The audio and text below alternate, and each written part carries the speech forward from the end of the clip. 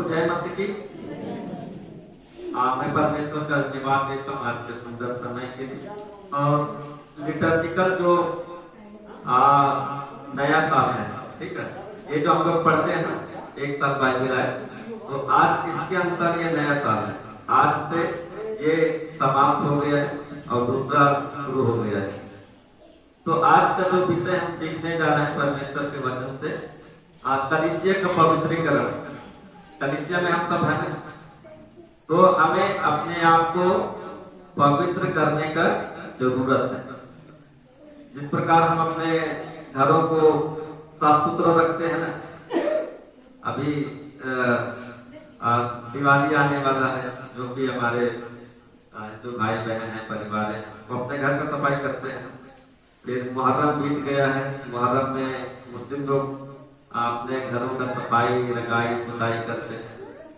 Christmas में Christian लोग करते हैं। तो इस प्रकार हम अपने घरों का देखभाल करते हैं। अभी हमें अपने शरीर का पवित्रीकरण करना है। अपने जो पहला टॉपिक है, हम लोग सीख रहे हैं कि हम अपने आप को पवित्र करना है, क्योंकि परमेश्वर पवित्र है।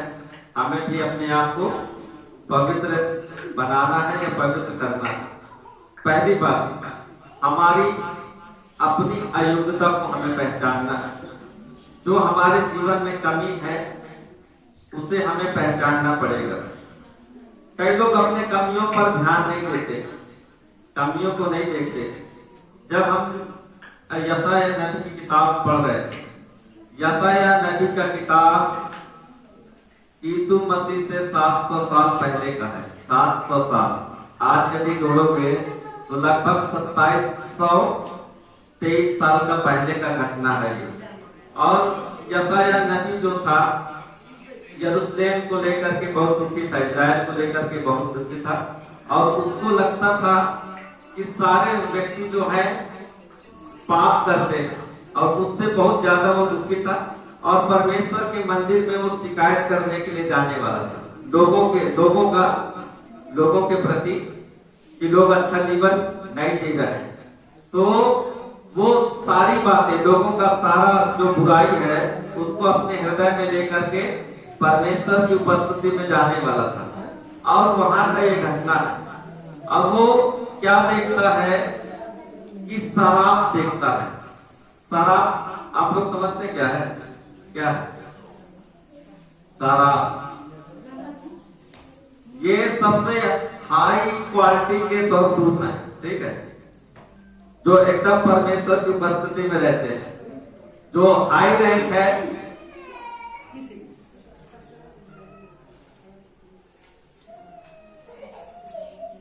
जो स्वर्गदूतों का सबसे हाई रैंक है ना, ऊंचा लेवल है, उसको बोलते हैं शराब।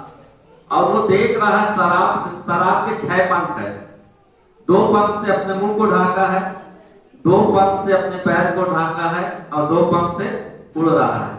और वो पवित्र पवित्र पवित्र और सेनाओं का यहोवा का जय जयकार ऐसे बोल रहा है।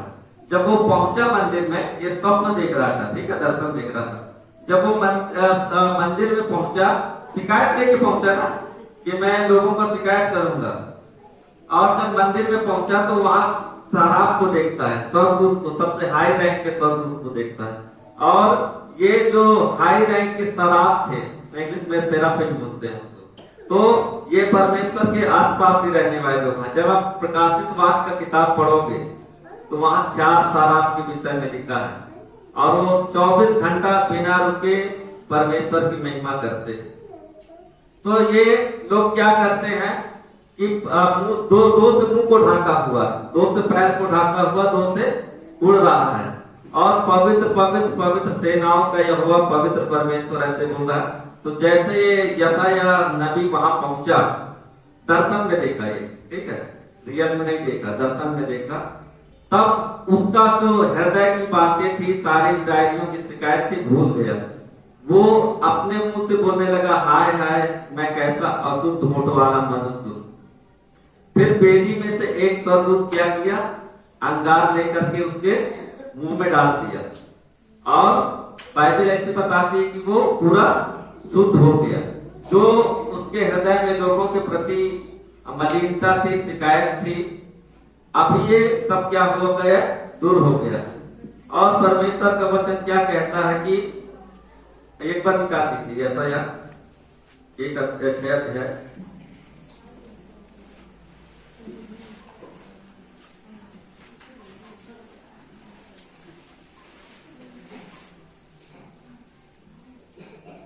सात और आठ तक पढ़ लीजिए। जैसा यह नबी का अध्याय का 7 और 8। उसने उससे मेरे मुंह को छूकर कहा, देख इसने तेरे होठों को छू लिया, इससे तेरा अधर्म दूर हो गया और तेरे पाप क्षमा हो गए। तब मैंने प्रभु का वचन सुना, मैं किसको भेजूं और हमारी को कौन जाएगा? तब मैंने कहा, मैं यहाँ हूँ, मुझे भेज। देखिए, जब स्वर्गदूत उसके मुंह को छू लिया तब उसका सारा अधर्म दूर हो गया और पूरी रीति से शुद्ध या पवित्र हो गया। उसके बाद वो परमेश्वर का वचन सुन रहा। क्या सुन रहा? कि हमारी ओर से कौन जाएगा, मैं किसको भेजूं। ये परमेश्वर का शब्द है कि हमारी ओर से लोगों को सिखाने के लिए, लोगों को बताने के लिए, लोगों को मन फिराने के लिए कौन जाएगा। तब ये यशायाह क्या बोलता है कि मुझे भेज, मैं यहाँ। उससे पहले क्या था, ये शिकायत कर रहा था, ठीक है, लोगों का उलाहना को लेकर के परमेश्वर के पास गया था। लेकिन जब वो देखा कि परमेश्वर की यहाँ जो हाई टाइप के स्वर्गदूत हैं, वो लोग भी किसी मनुष्य को कोई बुराई नहीं करते हैं। आपने बाइबल पढ़ा होगा तो वहां एक घटना है, जो मूसा नबी के लाश, जब मूसा नबी नीबू पर्वत में मर गया, अभी के जॉर्डन देश में है नीबू पर्वत, तो वहां मूसा की मृत्यु हो गया। तो मूसा के विषय में लिखा है कि परमेश्वर ने ही उसे मिट्टी दिया, उसका लाश कहाँ है आज तक कोई नहीं जानता है। तो अब बाइबल में एक जगह में लिखा है कि जो स्वर्गदूत का और शैतान का मूसा के लाश के प्रति लड़ाई हुआ, ठीक है, लेकिन जो स्वर्गदूत था वो मूसा को कभी मूसा को नहीं, शैतान को कभी आप शब्द नहीं बोला। वो इतना बोला कि प्रभु तुझे डांटे। तो हमें सबसे पहला क्या करना है, हमें अपने जीवन को पवित्र करना है। तो सबसे पहले क्या करना पड़ेगा, हमें अपनी कमियां, हर मनुष्य के जीवन में कुछ ना कुछ कमी होता है, तो हमें अपनी कमियों को पहचानना पड़ेगा। यदि हमारे जीवन में जो कमी है, जो गलती है, यदि हम उसको नहीं पहचानेंगे तो हम सही कैसे कर पाएंगे। हमारे बच्चों को जब आप लोग छोटे रहते लिखना पढ़ना सिखाते हो ना, तो कई बार बच्चे मिस्टेक करते हैं, गलती करते हैं ना, तो उसका गलती को कौन बताता है? माँ बाप भी तो बताते हैं। यदि पढ़े लिखे हैं, नहीं पढ़े लिखे हैं तो जो उनके बड़े भाई बहन हैं तो टीचर बताता है ना कि ये गलती है, इसको सही करो। तो हमारे जीवन में कई बार हम आगे बढ़ते जाते हैं, लेकिन हमारे जीवन की जो कमियां हैं हम कई बार उसमें ध्यान नहीं दे पाते। तो आज जरूरत है कि हम अपने जीवन की कमी को ढूंढें और उसे सही करने का हमें कोशिश करें। जिस प्रकार से यशायाह नबी के जीवन में एक अयोग्यता थी। क्या अयोग्यता थी? वो लोगों का केवल बुरा काम देखता था, लेकिन जब परमेश्वर की उपस्थिति में गया तो वहां केवल परमेश्वर की महिमा की बातें ही करते सुना। और किसके द्वारा? जो सबसे हाई रैंक के सराफ हैं, सेराफीम हैं, उनके द्वारा। वहां दूसरा कुछ भी शब्द, दोष लगाना किसका काम है? शैतान दोष लगाता है ना। दोष लगाने का काम किसका है? शैतान दोष लगाता है। लेकिन जो परमेश्वर के पवित्र लोग हैं वो दोष नहीं लगाते हैं, जो गलत है उसको सही कर देते हैं। तो हमें भी अपने जीवन की कमियों को ढूंढना चाहिए और उसे सही करने की जरूरत है। दूसरी बात, परमेश्वर की सच्चाई और ज्योति हमारी अगुवाई करेगी। हम जबकि इस संसार में जीते हैं तो परमेश्वर की ज्योति और परमेश्वर की अगुवाई हमारे लिए बहुत जरूरी है। यदि परमेश्वर की ज्योति हमारे जीवन में नहीं है, ये संसार पाप अपराध से भरा पड़ा है। पाप का मतलब है अंधकार, और हम सब जानते हैं कुछ साल का पहले लाइट इतना ज्यादा नहीं हुआ करता था, शाम होते अंधेरा हो जाता था, और ये ठंडी का अंधेरा में जब ओस कोहरा गिरता है, आप एक कदम भी चलना मुश्किल हो जाएगा आपको। तो हम सब ये संसार पापमय अंधकार में, और अंधकार में हम यहाँ वहां जाएंगे तो भटक सकते हैं। हमें किसकी जरूरत होगा? अब टार्च लेके जाते हो ना, टार्च आपको रास्ता दिखा देता है। उस समय टार्च के सहारे, टार्च आपको रोशनी देता है, रोशनी के सहारे सहारे आप जाते हो, तो उससे भटकने का चांस नहीं है, क्योंकि टार्च आपको जियारा दे रहा है। उसी प्रकार ये पाप से भरा हुआ संसार, मतलब अंधकार से भरा हुआ संसार। हम आत्मिक जीवन में यदि हमें सही मार्ग में जाना है, तो हमें वचन रूपी टार्च, जो परमेश्वर का पवित्र वचन है, उस टार्च का हमें जरूरत पड़ेगा, ताकि वो उसकी रोशनी में हम अपने आत्मिक जीवन को बिताएं और सही मार्ग में चले। कई बार आप दिन में गोरखपुर गए हो ना, किसी दिन रात में जाके देखो, आपको समझ में नहीं आएगा रास्ता। कई बार मैं जाता हूँ ना, अभी मैं कल ही शायद आ रहा था गोरखपुर से, और जो गोरखपुर का जो बाईपास वाला रोड है, जो यहाँ औरंगाबाद में आके निकलता है पेट्रोल टैंक के पास में, इधर से सिकदौर होकर जाता है, तो मैं उधर से जो ओवरब्रिज बनने का काम चल रहा है, उधर से ये बाईपास रास्ता पकड़ा, तो कम से कम 200-300 मीटर मेरे समझ में नहीं आया कि सही रास्ता है कि गलत रास्ता है। लेकिन आगे आके मैं जब बोर्ड देखा, तारामंडल का बोर्ड लगा था, तब मेरे को लगा कि नहीं, ये सही मार्ग है। क्योंकि रात होने से समझ में नहीं आता, अंधकार होने से समझ में नहीं आता है। तो इसी प्रकार का हमारा आत्मिक जीवन भी है। हम सब आत्मिक जीवन में जीते हैं, लेकिन यदि हमारे पास ज्योति नहीं है, रोशनी नहीं है, उजियारा नहीं है, हम इस अंधकार संसार में गुम हो जाएंगे। बहुत सारे गुम हो गए ना, बहुत सारे लोग कलीसिया में, जो लोग 2022 में थे, बहुत सारे उनमें से नहीं है कलीसिया में। कारण क्या? वो अंधकार में बिना रोशनी के चल रहे हैं, और जब तक चले चले एक ऐसा समय आया कि वो खो गए।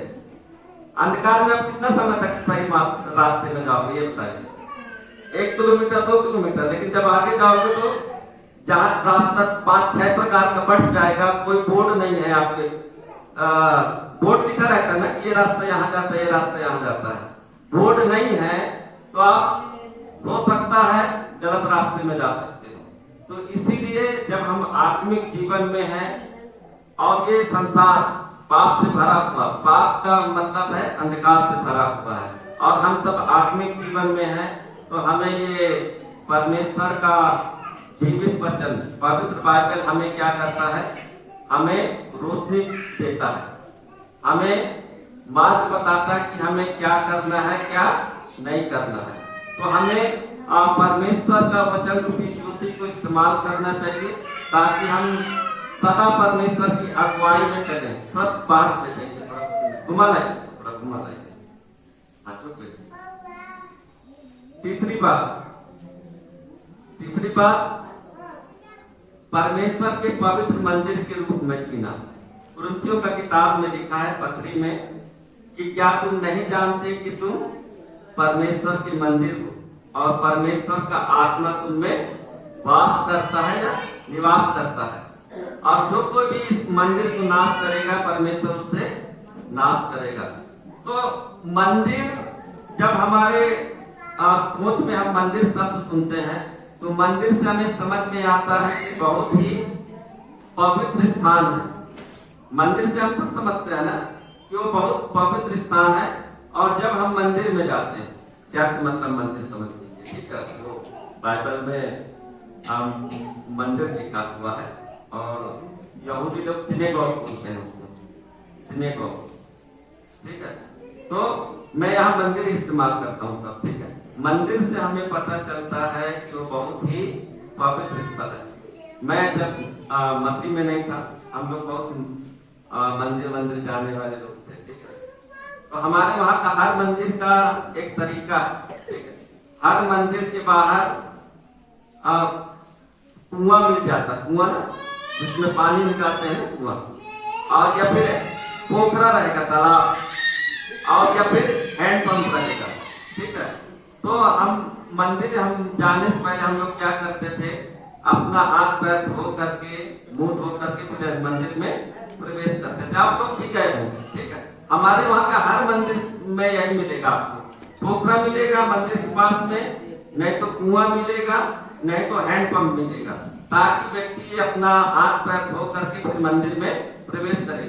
तो प्रवेश कैसे करता था, मंदिर में गया, पहले अपना हाथ पैर धोया, फिर बहुत ही श्रद्धा और आदर पूर्वक वो पूरा झुक करके मंदिर का सीढ़ी चढ़ने से पहले उसको ऐसे करके, ऐसे करते हैं ना मंदिर में, ठीक है, ऐसे बहुत ही आदर पूर्वक ऐसे करते हैं। और दाहिना पैर पहले प्रवेश करेगा, और मंदिर में ठीक गुरु में जाने से घंटी रहता है, और घंटी ऐसे बजा करके बहुत ही सभ्यता पूर्वक मंदिर में प्रवेश करता है। पता नहीं आप लोग ऐसे गए हैं नहीं, हमारे वहाँ का नियम ऐसे ही है। मैं यहाँ नहीं देखा हूँ, मैं गोरखनाथ मंदिर में गया हूँ, लेकिन मैं पोखरा तो है वहाँ, लेकिन सब व्यक्ति पैर धो के जा रहे हैं, मैं ऐसा नहीं देखा हूँ। और घंटी का भी मैं ध्यान नहीं दिया हूँ कि घंटी वहाँ लोग बजाते हैं कि नहीं, लेकिन हमारे यहाँ ऐसे ही है। आप हाथ पैर धो करके, पैर ऐसे करके, और जैसे एंट्री करेंगे घंटी जरूर, वहाँ का ऐसे कल्चर हमारे वहाँ जहाँ हम रहते हैं। तो मंदिर शब्द से ऐसा लगता है कि बहुत ही पवित्र स्थल है, ठीक है। वहाँ नशेड़ी शराबी भी होगा बाहर, लेकिन मंदिर में जब जाएगा तो बिना नशा के जाएगा, ठीक है। गाली गुप्ता देने वाला व्यक्ति है तो मंदिर के अंदर गाली नहीं देता है, उसको पता है कि ये मंदिर है, गाली नहीं देता है। उसके दिमाग में है, लोगों के दिमाग में है कि ये बहुत पवित्र चीज है। तो परमेश्वर का पवित्र वचन पौलुस के द्वारा हमें कहता है कि हम सब जीवित परमेश्वर के मंदिर हैं। वहां मंदिर तो लकड़ी, सोना, चांदी, पत्थर, मिट्टी, घास, इसका होता है, ठीक है। उस मंदिर में लोग इतना आदर देते हैं। तो हम सब तो जीवित परमेश्वर, जो सारे सृष्टि का रचने वाला है, और उसके एक इशारे से कुछ भी हो सकता है, ऐसे परमेश्वर के हम आराधक हैं। वो परमेश्वर का वचन हमें बताता है हम मंदिर हैं। तो हमारा जीवन कैसा होना चाहिए, हम परमेश्वर के मंदिर हैं, तो हमारा जीवन कैसे होना चाहिए। हम कहे भूल जाते हैं कि हम परमेश्वर के मंदिर हैं। परमेश्वर का मंदिर इतना पवित्र है तो क्या लड़ाई झगड़ा करेगा।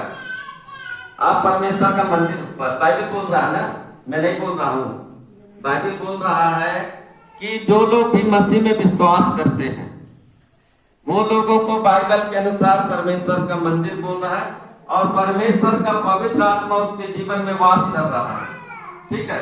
आप पवित्र हो, मंदिर हो, और परमेश्वर का पवित्र आत्मा वो भी परमेश्वर है, ठीक है, आपके अंदर वास कर रहा है, तो क्या आप गलत काम करेंगे।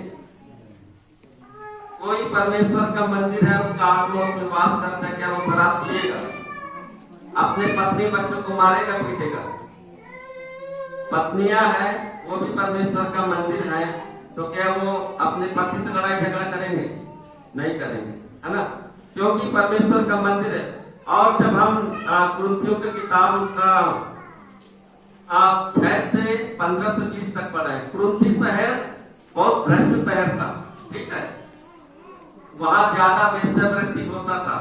इसलिए पौलुस लिखा है कि तुम परमेश्वर के मंदिर हो, तो क्या परमेश्वर अब तुम्हारा देह पवित्र है। जिस प्रकार वहां वेश्यावृत्ति होता था, ठीक है, जैसे इलाहाबाद में एक जगह है चौक, उसको चौक बोला जाता, पूरा वेश्या ही रहते हैं वहां, ठीक है। तो हमारे यहाँ का एक मुस्लिम है, वहाँ कचहरी के पास इसका शादी हुआ, उसका ससुर बहुत बड़ा समाज व्यापारी, तो उसका भाई आया था, तो मेरा दोस्त था, तो मैं जब मिर्जापुर में रहता था, फोन किया कि मैं आया हूँ भाई के ससुराल में, आओ मिलने। तो मैं मिर्जापुर से गया उसको मिलने के लिए इलाहाबाद। तो वो वो चौक देखा मैं, जो वेश्या वाले थे, आज पूरा बहुत बड़ा एरिया है, ठीक है। फिर उसके साथ घूमे घामे, तो यहाँ पौलुस बता उसी प्रकार से या उससे बढ़ करके ये कुरिन्थी का जो शहर था पूरा वेश्यावृत्ति के लिए फेमस था, ठीक है। जो औरतें, महिलाएं, लड़कियां अपना देह व्यापार करती थी, आप लोग सब जानते हैं, इसके विषय में डिटेल में नहीं जाना जाएगा।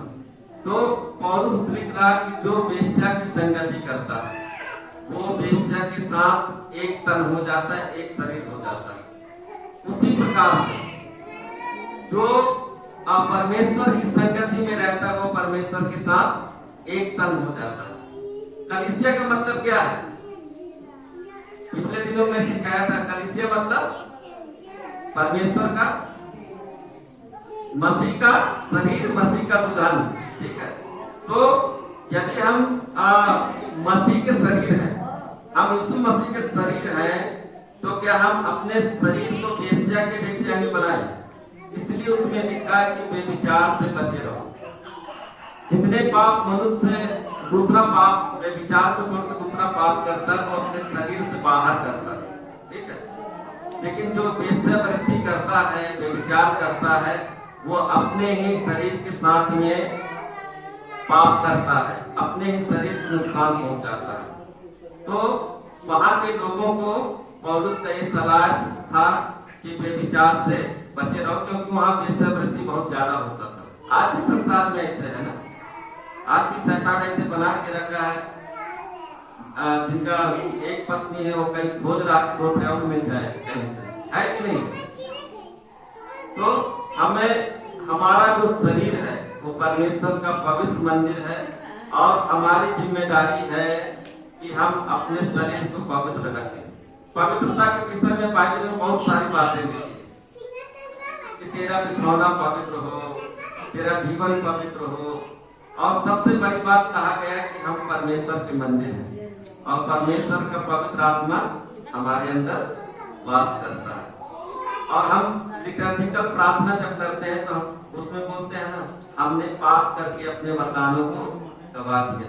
जब हम पाप करते हैं, जब हम पाप करते हैं तो जो पवित्र आत्मा हमारे अंदर है, क्योंकि हम मंदिर हैं, तो जब हम पाप करते हैं वो पवित्र आत्मा हमारे जीवन से निकल जाता है। जब हम झूठ बोलते हैं, गाली देते हैं, लड़ाई झगड़ा करते हैं, लालच करते हैं, दूसरों का निरादर करते हैं, तो जो पवित्र आत्मा हमारे अंदर वास करता है वो पवित्र आत्मा हमारे जीवन से निकल जाएगा। क्यों? क्योंकि हम अपने पाप करने के कारण हमारे जीवन को हम अशुद्ध कर रहे हैं। कोई आपको इनवाइट करे घर में और उसका द्वार में कचरा पड़ा रहेगा तो आप जाओगे, लेकिन कचरा देख के लौट जाओगे, है ना, बैठोगे नहीं, क्योंकि गंदा है ना। तो इसी प्रकार परमेश्वर भी है। हम परमेश्वर के पास केवल चंगाई और दूसरे कामों के लिए मत आए। परमेश्वर हमें उसी प्रकार बनाना चाहता है जिस प्रकार से परमेश्वर पवित्र है। परमेश्वर सिद्ध है, हमें भी सिद्ध करना चाहता है। तो हमें ध्यान देना चाहिए कि हम परमेश्वर की मंदिर हैं। आप यहाँ बस याद मत रखिए कि आप परमेश्वर के मंदिर हैं। आप कहीं भी जाइए, आपको याद रखना है कि आप परमेश्वर के मंदिर हैं, और परमेश्वर का पवित्र आत्मा आपके जीवन में वास करता है। चौथी और अंतिम बात बता के मैं खत्म करूंगा। परमेश्वर की बातों के प्रति हमें सचेत रहना चाहिए। परमेश्वर की बातों के प्रति हमें सावधान और सचेत रहना चाहिए। यीशु मसीह अपने शिष्यों से पूछ रहे थे कि लोग मुझे क्या कहते हैं, ठीक है, क्योंकि यीशु मसीह को कुछ समय हो गया था प्रवचन देते और आश्चर्य कर्म करते हुए। तो यीशु मसीह एक फीडबैक लेना चाह रहा था, ठीक है, प्रत्युत्तर लेना चाहता था कि लोग जो है मनुष्य के पुत्र को, मतलब मेरे को क्या कहते हैं। तो उसके चेलों लोगों ने बोलना शुरू किया कि कोई बोलता है कि एलिया, कोई बोलता है कि ये इर्मिया, कोई बोलता है कि यशायाह है, और कोई बोलता है कि किसी भविष्यवक्ताओं में से कोई एक है जो फिर से आ गया है। ये लोगों की बातें था। लेकिन यीशु मसीह पूछा कि तुम मुझे क्या समझते हो? लोग तो ये सब समझते हैं लेकिन तुम मुझे क्या समझते हो? पतरस का उत्तर था कि तू जीवित परमेश्वर का पुत्र मसीहा है। तो यीशु मसीह ने कहा कि मांस और लहू ने ये बातें तुम्हारे अंदर नहीं डाली है, लेकिन मेरा स्वर्गीय पिता तुम्हारे अंदर ये बातें उत्पन्न की है। और मैं भी तुझसे कहता हूँ, तू पतरस है, और इस पत्थर पर मैं अपनी कलीसिया बनाऊंगा, जिस पर अधरों के फाटक प्रबल ना होंगे। यीशु मसीह ये बोला। और यीशु मसीह आगे बोलना शुरू कर रहा था कि अवश्य है कि मैं यरूशलेम को जाऊं, शास्त्री पुरनिये और महायाजक के द्वारा दुख उठाऊं और मार डाला जाऊं, लेकिन मैं तीसरे दिन जी उठूंगा। तो पतरस ये सुन करके उसको यीशु मसीह को किनारे ले गया, ठीक है, कि प्रभु हम ऐसा होने नहीं देंगे कि आपको कोई मारे, आपको कोई अपमानित करे, ठीक है, आपको हम मरने नहीं देंगे। किनारे लेकर के गया। उसी समय यीशु मसीह क्या बोल रहा है, कोई खोल के पढ़ दीजिए, शैतान मेरी नजरों से दूर हो जाए। एक बार पढ़िए मत्ती का समाचार 16 अध्याय उसका 22 पढ़ दीजिए।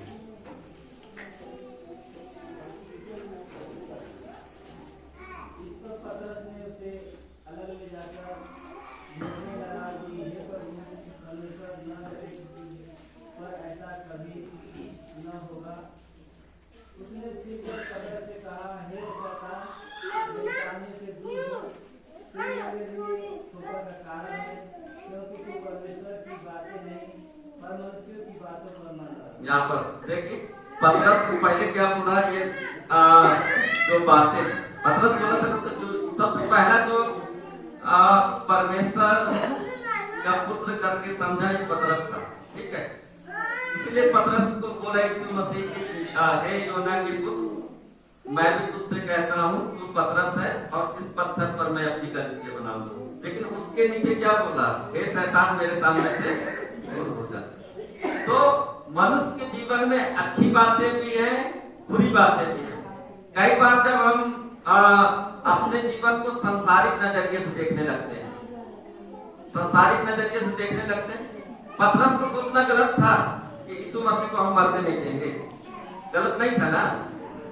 यीशु मसीह बता रहा कि मैं दुख उठाऊंगा, शास्त्री पुरनिये महायाजक के द्वारा मैं मारा जाऊंगा और तीसरे दिन जी उठूंगा। तो ये पतरस बोल रहा है हमें ऐसा होने नहीं देंगे। लेकिन ये क्या बोल रहा है यीशु मसीह कि हे शैतान मेरे सामने से दूर हो जा। तो हमें ध्यान देने का जरूरत है कि परमेश्वर का वचन क्या कह रहा है। यीशु मसीह के शब्दों को हमें ध्यान देना चाहिए कि यीशु मसीह वास्तव में क्या चाहते हैं, परमेश्वर का वचन क्या चाहता है। कई बार हम अपने से जब समझना शुरू करते हैं तो गलत समझ लेते हैं।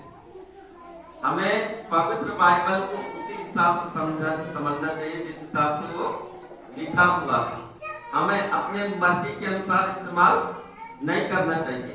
तो हम यहाँ देखते हैं कि पतरस, जिसको यीशु मसीह बोला था कि मैं इस विश्वास के आधार पर उस पर कलीसिया बनाऊंगा, लेकिन जब वो संसार की नजरिए से देखने लगा, यीशु मसीह मर रहा, मतलब बहुत कष्ट की बात है ना।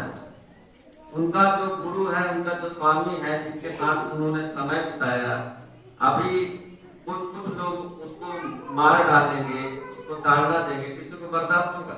नहीं होगा। तो ये संसारिक दृष्टिकोण को जब ये पतरस को शैतान नहीं कहा, उसका जो सोच था कि हम यीशु मसीह को मरने नहीं देंगे, मतलब दूसरे से लड़ाई झगड़ा करेंगे, ठीक है। तो इसलिए यीशु मसीह क्या बोला कि शैतान मेरे नजरों से दूर हो जाए।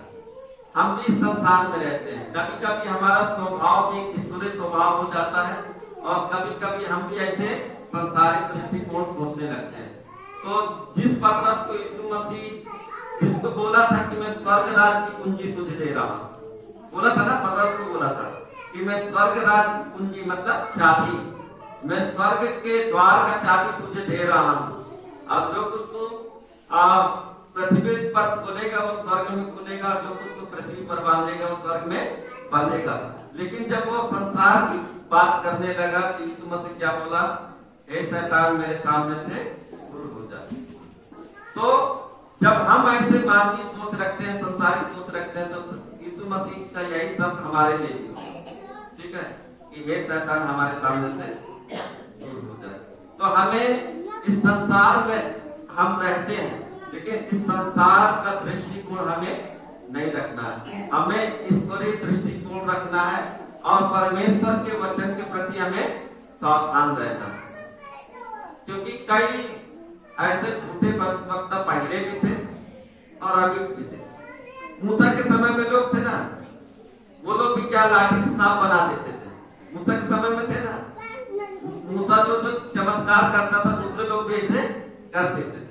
लेकिन जब मूसा लाठी से सांप बनाया था तो बाकी लोग जो बनाए थे उन सांपों को मूसा का सांप क्या किया था, खा गया था।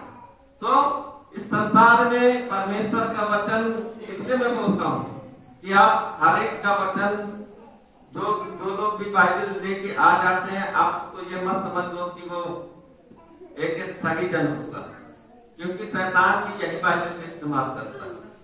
यीशु मसीह के पास शैतान आया था तो अपना शब्द इस्तेमाल किया था, बाइबल का ही शब्द इस्तेमाल किया था। शैतान का काम है कि शब्दों को पलट देना, ठीक है। शैतान भी यही पवित्र शास्त्र का इस्तेमाल करता है, लेकिन शब्द को पलट देता है। यीशु मसीह के पास शैतान आया कि प्रभु काहे भूखे प्यास मर रहे हैं। यीशु मसीह के पास था बपतिस्मा के बाद 40 दिन 40 रात भूख लगा यीशु मसीह को। शैतान को पता चल गया कि यीशु मसीह भूखा है। यीशु मसीह के पास पहुंच गया शैतान और बहुत ही आदर पूर्वक बोल रहा कि प्रभु काहे भूख से मर रहे हैं। आप तो इतने बड़े चमत्कारी हैं, आपके शब्द में इतना ताकत है कि जो कुछ बोलेंगे वो हो जाएगा। ये गोल गोल पत्थर रखा हुआ रोटी जैसे दिख ही रहा है, बोल दीजिए पत्थर को कि रोटी बन जाए, खा के आराम से रहिए, कै भूख में मर रहे हैं। यीशु मसीह क्या जवाब दिया कि मनुष्य केवल रोटी ही से नहीं वरन परमेश्वर के वचन के द्वारा जीवित रहेगा। तो शैतान भी इसी का इस्तेमाल करता है, लेकिन उसको पलट देता है। आदम के पास नहीं, हव्वा के पास भी शैतान आया था और क्या पूछा कि क्या सच में परमेश्वर ने कहा है कि इस पेड़ को मत छूना, इस फल को न छूना, जबकि छूने के लिए मना नहीं किया था, खाने के लिए मना किया था। तो शैतान जब आपके पास में आता है, परमेश्वर के वचन के प्रति संदेह पैदा करता है, शक पैदा करता है। और शैतान का सबसे बड़ा तंत्र है, ये तो है ही कि वो परमेश्वर के वचन के प्रति आपको शक पैदा करेगा, और दूसरा आपके विश्वास को कमजोर कर देगा। शैतान जब आएगा आपके विश्वास को कमजोर कर देगा, आपको परमेश्वर से ऐसा दूर ले जाएगा कि आपको पता भी नहीं चलेगा। जिस प्रकार से आदम और हव्वा को, जो हमारे आदि माता पिता थे, उनको ऐसा परमेश्वर से दूर कर दिया, उनको पता ही नहीं चला। उनको लगा कि केवल फल खाए हैं हम लोग, लेकिन वो परमेश्वर से बहुत दूर आदम और हव्वा को लेकर के चला गया।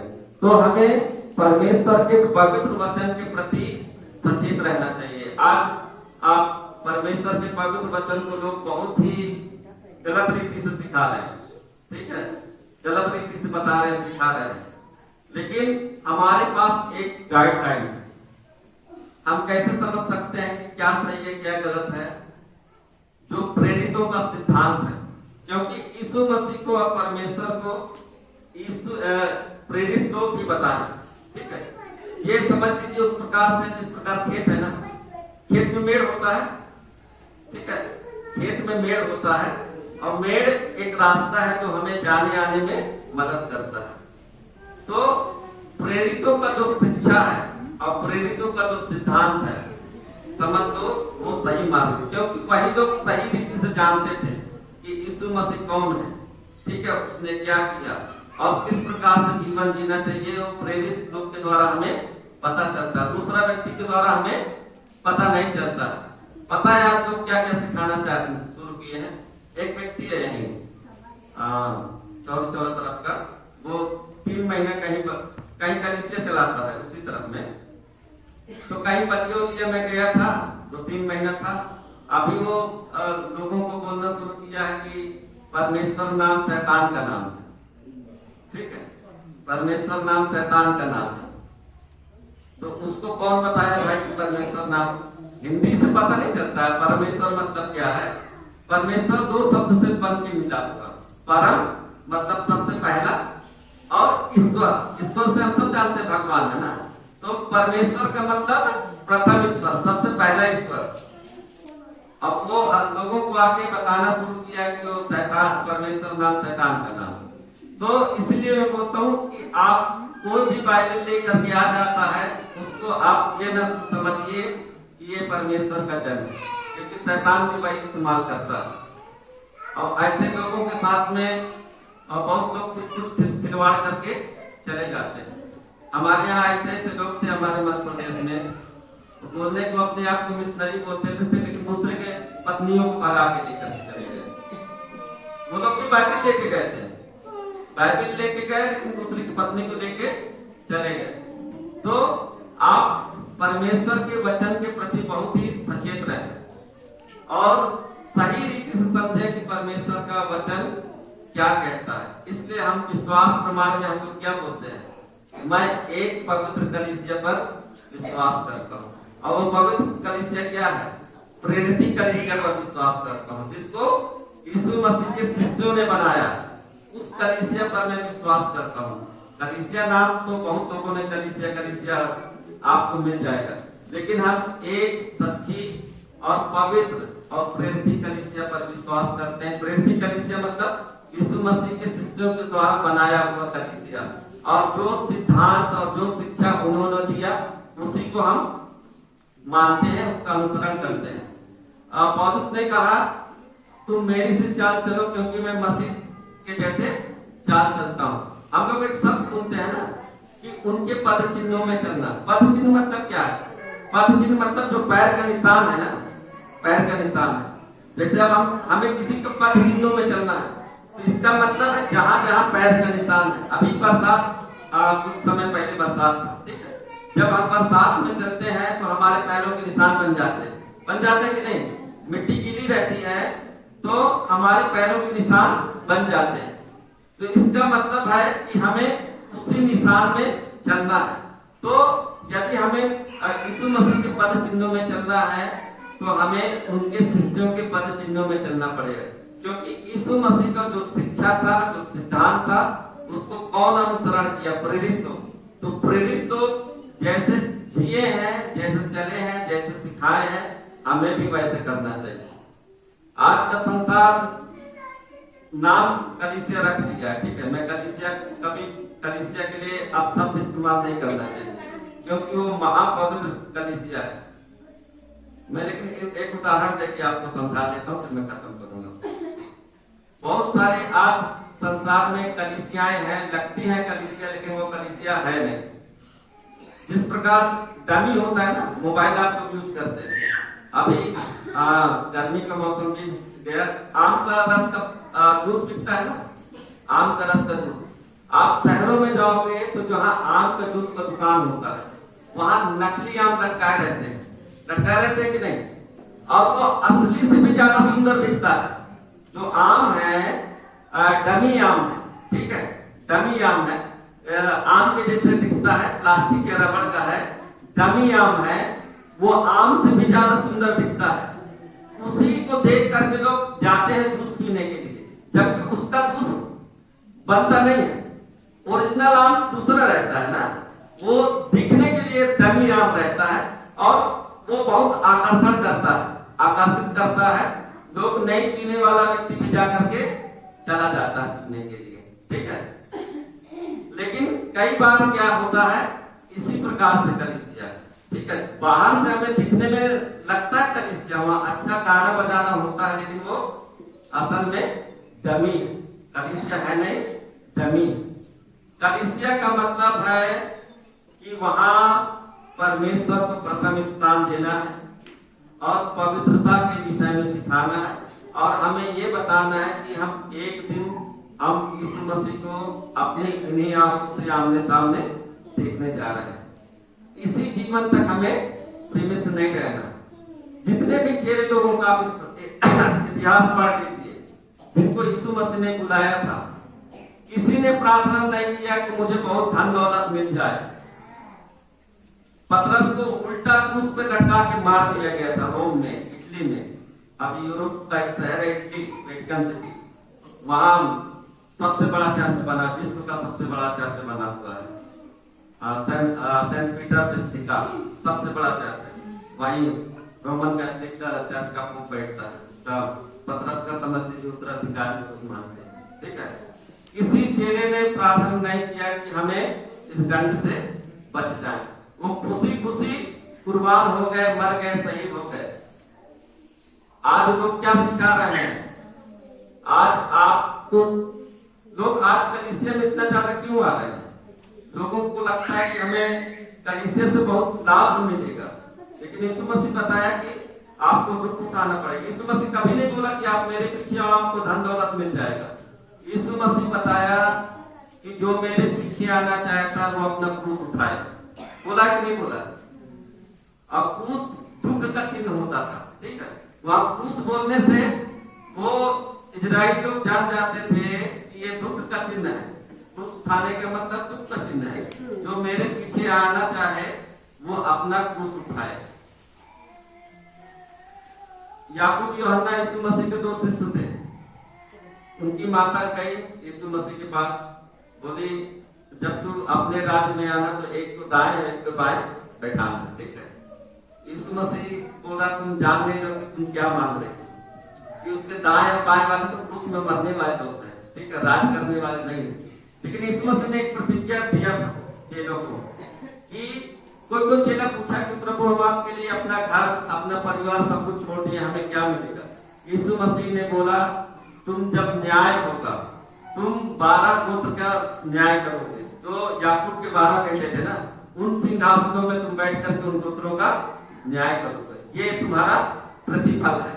तो हमें परमेश्वर के वचन के प्रति बहुत सावधान रहना चाहिए, ठीक है।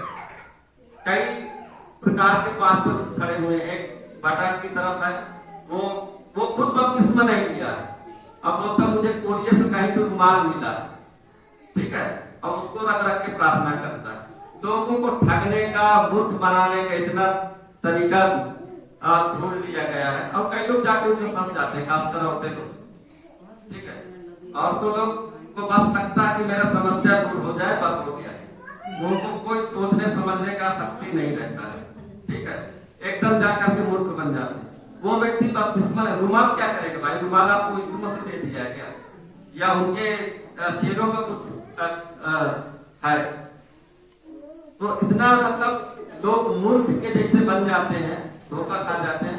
हमें परमेश्वर का वचन सचेत करता है। और इस युग बस में नहीं है झूठे प्रचारक, यीशु मसीह के समय में भी थे झूठे नबी, झूठे प्रचारक। यीशु मसीह के समय में भी थे, चेलों के समय में भी थे, और आज के समय में भी है, ठीक है। तो हमें सचेत रहना है, हमें सावधान रहना है, क्योंकि बाइबल बताती है कि शैतान स्वयं ज्योतिर्मय स्वरूप का रूप धारण कर सकता है। शैतान स्वरूप जैसे रूप धारण कर सकता है और आपको बहका सकता है। तो हमें समझना चाहिए, हमें शांति के साथ समझना चाहिए, क्योंकि यीशु मसीह ने अपने शिष्यों को बोला था कि मैं तुम्हें भेड़ियों के बीच में भेड़ के रूप में भेज रहा हूं। तो भेड़िया क्या करता है? भेड़ को हार के खा जाता है ना, भेड़ उसका सामना नहीं कर सकता है। भेड़िया का सामना नहीं कर सकता। भेड़ को बचना तो क्या करना पड़ेगा? उससे दूर रहे। भेड़ को बचना है भेड़िए से, तो उससे दूर रहना चाहिए। तो इसीलिए आप झूठे प्रचारक, झूठे लोगों से जो परमेश्वर का नाम लेकर के आपको ठगते हैं, बहुत लोग हैं, ठीक है, मैं किसी का नाम नहीं लेना चाहता, लेकिन आप लोग सावधान रहें।